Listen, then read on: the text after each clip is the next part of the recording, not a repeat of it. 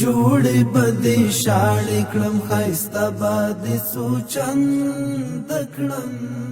محترم ملا عبدالغني برادر اخوند د تاتارستان جمهوریت د لومړي وزیر له مرستیال سره وکتل. د ریاست الوزرا اقتصادي مرستیال محترم ملا عبدالغني برادر اخوند نن د روان 1404 لمریز کال د اسد میاشتې په 14مه نیټه په ارګ کې د تاتارستان جمهوریت د لومړي وزیر له مرستیال او صنعت او سوداګرۍ وزیر اولیک ولادیمیروویچ کوروپچینکو سره وکتل. د دې لیدنې پر مهال دواړو لورو د اقتصادي همکاریو او ګډې سوداګرۍ پر زیاتوالي خبرې وکړې. محترم ملا عبدالغني برادر اخوند په لومړي سر کې له روسي فدراسیون څخه مننه وکړه چې اسلامي امارت یې په رسمیت وپیژنده او په دې سره د دواړو هیوادونو ترمنځ ډیپلوماټیکي اړیکې نوي پړاو ته داخله شوې. محترم ملا صاحب ویل اسلامي امارت د روسي فدراسیون له ټولو جمهوریتونو سره پراخې اقتصادي او سوداګریزې اړیکې غواړي او په دې اړه د کازان په 14م نړیوال اقتصادي فورم کې ګټور مجلسونه درلودل. د ریاست الوزرا اقتصادي مرستیال زیاته کړه اسلامي امارت په افغانستان کې په مختلفو سکتورونو کې کورنیو او بهرنیو پانګوالو ته د پانګونې زمینه برابر کړي او خپل